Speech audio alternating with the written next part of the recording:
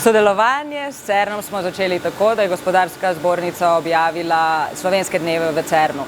Že prej smo kontaktirali CERN in njihove nabavnike za našo industrijo in dostavili prvi projekt. Zagotavljamo jim predvsem mehansko obdelavo kovin in varjenje, kar pomeni 5-osno rezkanje kosov, 3-osno, potem žično erozijo in pa varjenje, tik, mig, mag, pa tudi lasersko varjenje. To sodelovanje je za naše podjetje zelo pomembno. Preko njih smo dobili precej dobrih strank v znanstveni industriji, predvsem tujih strank iz Nemčije, Italije, ker nam je sodelovanje s CERN-om zelo povečalo kredibilnost v naši industriji.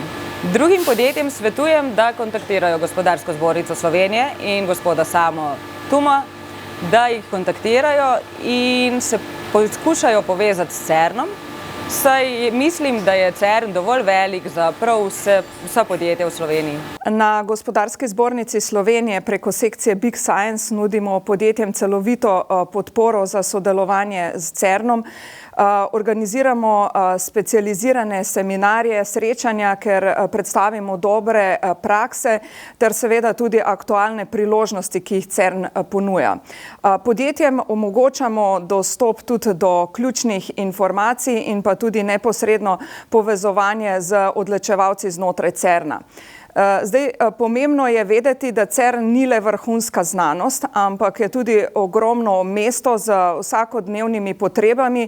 Torej, poleg visoke tehnologije potrebujejo tudi gradbene storitve, pohištvo, električne, vodovodne inštalacije, tudi varnostno opremo, transport, IKT storitve, tudi do čiščenja pisarniškega materiala in celo hrane. Vsa navodila, povezave, tudi bi rekla, ta droben tisk jim zagotovimo mi.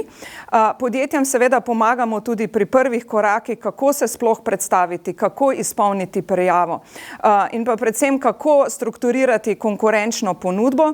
Konkurenca je zelo močna, saj sodelujejo podjetja iz vseh držav članic CERN-a, vendar pa moramo se zavedati, da tukaj ni ključna samo cena, ampak kakovost.